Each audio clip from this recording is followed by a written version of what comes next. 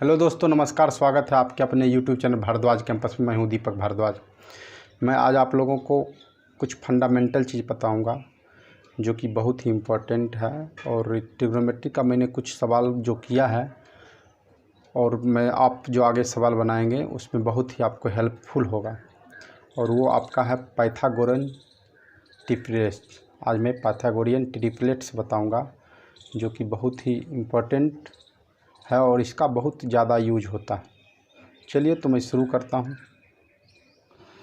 Pythagorean triplets, इसका definition है a set of 3 integers A B C which satisfy Pythagoras theorem. मतलब वो integer का सेट जो ए बी सी जो पाइथागोरस थ्योरम को सेटिस्फाई करे। पाइथागोरस थ्योरम कहता है कि यदि किसी राइट एंगल ट्रायंगल को लिया जाता है, जैसे मान लीजिए कि ए बी सी कोई ट्रायंगल है, ए बी सी ट्रायंगल है जिसका साइड्स है ए और बी सी। कहता है कि यदि किसी राइट एंगल ट्रायंगल का या यदि कोई राइट एंगल ट्रायंगल है तो उसका जो है लॉन्गेस्ट साइड का स्क्वायर रेस्ट जो 2 साइड होगा उसके स्क्वायर के सम के इक्वल होगा। मतलब यदि आप लेते हैं, इसको कह सकते हैं हाइपोटेनियस का स्क्वायर इक्वल टू परपेंडिकुलर का स्क्वायर प्लस बेस का स्क्वायर। मतलब परपेंडिकुलर जिसको हमने आपको बताया कि थीटा के, मैंने पहले क्लास में बताया था, थीटा के सामने वाला जो साइड होता है उसको कहते हैं परपेंडिकुलर, इसको पी से डिनोट करते हैं। और 90 डिग्री के जस्ट सामने वाले साइड को हम एच से डिनोट करते हैं, जिसको कहते हैं हम लोग हाइपोटेनियस। तो हम देखते क्या हैं कि ये जो कह रहा है पाइथागोरियन ट्रिपलेट्स, वो कह रहा है कि यदि आप लेते हैं तो इसके आधार पर यदि चलते हैं, रेस्ट जो साइड है वो तो बेस है ही, तो हम इसको कह सकते हैं कि पी का स्क्वायर प्लस बी का स्क्वायर बराबर एच का स्क्वायर। और पी का स्क्वायर प्लस बी का स्क्वायर बराबर एच का स्क्वायर, यही ये डिनोट करता है कि ये जो साइड दिया हुआ है ये पाइथागोरियन ट्रिपलेट्स है। पाइथागोरियन ट्रिपलेट्स जो होता है वो राइट एंगल ट्रायंगल के साइड को क्या करता है, सेटिस्फाई करता है। मतलब उसको हम दूसरे भाषा में कह सकते हैं दी sides of right angle triangle is called Pythagorean triplets. Sides of right angle triangle मतलब राइट एंगल ट्रायंगल जिसको हम हिंदी में कहते हैं समकोण त्रिभुज। समकोण त्रिभुज के साइड को जो सेटिस्फाइड करता है, ठीक है, जो संतुष्ट करता है। मतलब समकोण त्रिभुज का जो भुजा है उसको जो संतुष्ट करता है उसको ही हम पाइथागोरियन ट्रिपलेट्स कहते हैं। तो पाइथागोरियन ट्रिपलेट्स का सबसे छोटा जो है वो एग्जाम्पल आप सबसे छोटा है 3, 4, 5। तो आप देखिए क्या कि 3, 4, 5 जो दो छोटा साइड है, दो छोटा साइड जो है इसको हम यदि 90 डिग्री मान लेते हैं तो ये आपका 5 दिया हुआ, ये 4 दिया हुआ, ये 3 दिया हुआ है, ठीक है। इसको हम मान लेते हैं थीटा।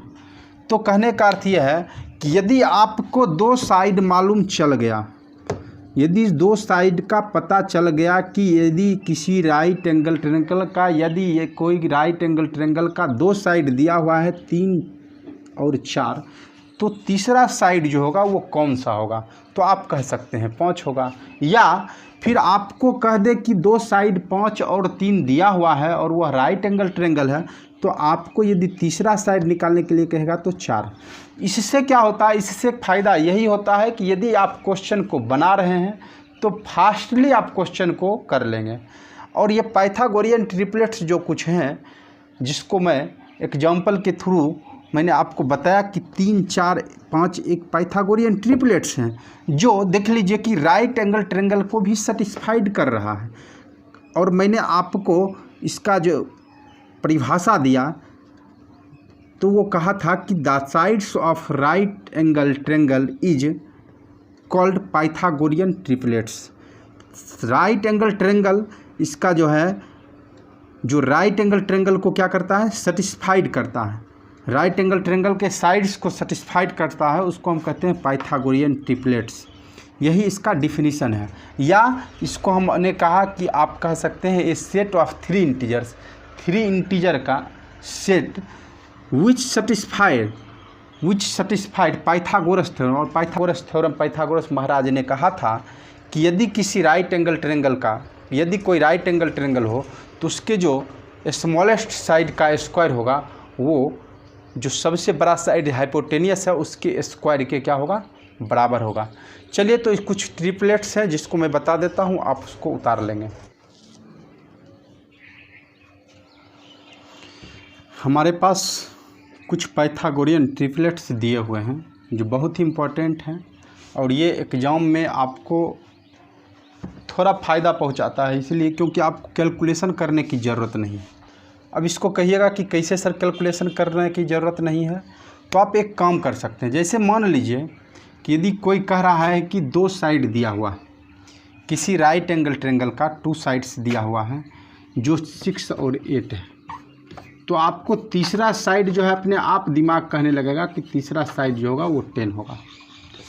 यदि आपको कह दिया किसी राइट एंगल ट्रायंगल का 2 साइड दिया हुआ है 9 और 40, तो तीसरा साइड आपका माइंड स्विंग कहने लगेगा कि 41 होगा। तो कहने का अर्थ ये है कि यदि आपको कह दिया किसी राइट एंगल ट्रायंगल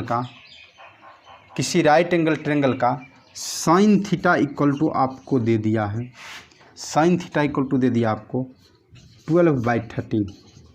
आपको पूछा कि कॉस थीटा का वैल्यू क्या होगा, आपका माइंड अपने आप कहने लगेगा कि साइन थीटा इक्वल टू होता है P/H, और P मेरे पास 12 है और H 13 है।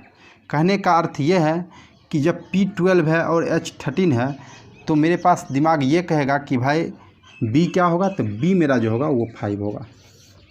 ठीक है, ऐसे आपको B निकालने के लिए H का स्क्वायर माइनस P का स्क्वायर करने के बाद रूट अंडर उसको कीजिएगा, आपके पास बहुत टाइम लग जाएगा। लेकिन आपको यदि पाइथागोरियन ये ट्रिपलेट्स याद है, और देखिए ये पाइथागोरियन ट्रिपलेट्स जो है P का स्क्वायर प्लस B का स्क्वायर इक्वल टू H का स्क्वायर, सारा दिया हुआ पाइथागोरियन ट्रिपलेट्स उसको सेटिस्फाइड कर रहा है। 3 का स्क्वायर प्लस 4 का स्क्वायर इक्वल टू 5 का स्क्वायर होता है, 5 का स्क्वायर प्लस 12 का स्क्वायर इक्वल टू 13 का स्क्वायर होता है, 6 का स्क्वायर प्लस 8 का स्क्वायर इक्वल टू 10 का स्क्वायर होता है, 7 का स्क्वायर प्लस 24 का स्क्वायर इक्वल टू 25 का स्क्वायर होता है, 9 का स्क्वायर प्लस 12 का स्क्वायर इक्वल टू 15 का स्क्वायर होता है, 10 का स्क्वायर प्लस 24 का स्क्वायर इक्वल टू 26 का स्क्वायर होता है। इस प्रकार जो भी पाइथागोरियन ट्रिपलेट्स दिया हुआ है ये बहुत ही इंपॉर्टेंट है और ये आपको एग्जाम में पूछता है।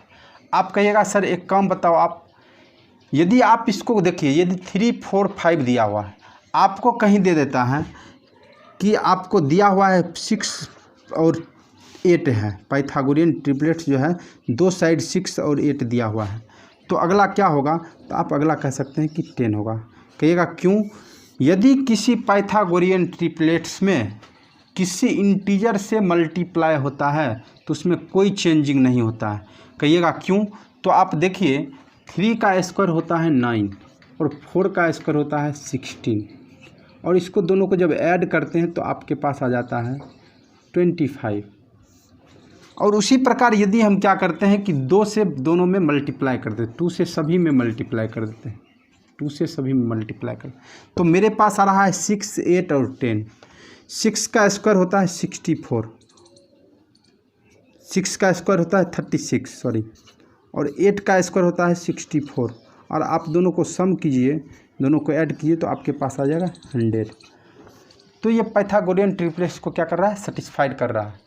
तो कहने का अर्थ यह है कि यदि किसी पाइथागोरियन ट्रिपलेट्स में किसी इंटीजर से मल्टीप्लाई हो जाता है तो तीनों साइड में यदि मल्टीप्लाई होता है तो उसमें कोई चेंजिंग नहीं होता है, वो सेम ही रहता है। तो चलिए फिर हम अगले पोर्शन पर चलते हैं कि पाइथागोरियन ट्रिपलेट्स पे कुछ सवाल को हम देखते हैं कि कैसे सवाल बनता है। हमारा क्वेश्चन है, in triangle ABCAB equal to 8 centimetre, AC equal to 10 centimetre and angle B equal to 90 degree, then the area of triangle ABC।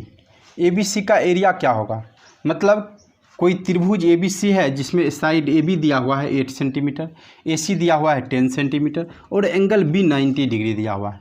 कहता है देन द एरिया ऑफ, ये SSC CGL का पूछा हुआ सवाल है, एरिया ऑफ ट्रायंगल ABC क्या होगा। आप क्या करेंगे, सबसे पहला नंबर एक ट्रायंगल आपको दिया हुआ है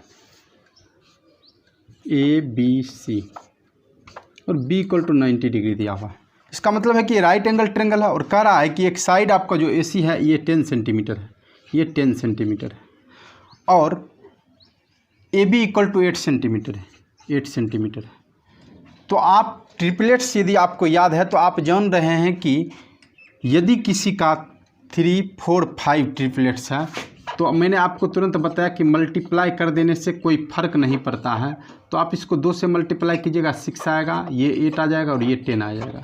आपका 2 साइड मिल गया 8 और 10, तीसरा साइड मेरे पास क्या आ गया 6 सेंटीमीटर। अब एरिया का निकालने के लिए 1/2 इंटू बेस इंटू हाइट, तो 1/2 बेस आपके पास कितना आ गया 6 सेंटीमीटर और हाइट है आपके पास 8, ये आपका हो गया 3, यह तो मतलब 24 सेंटीमीटर स्क्वायर और 24 सेंटीमीटर स्क्वायर जो मेरा ऑप्शन डी है और यही आपका क्या होगा ऑप्शन होगा।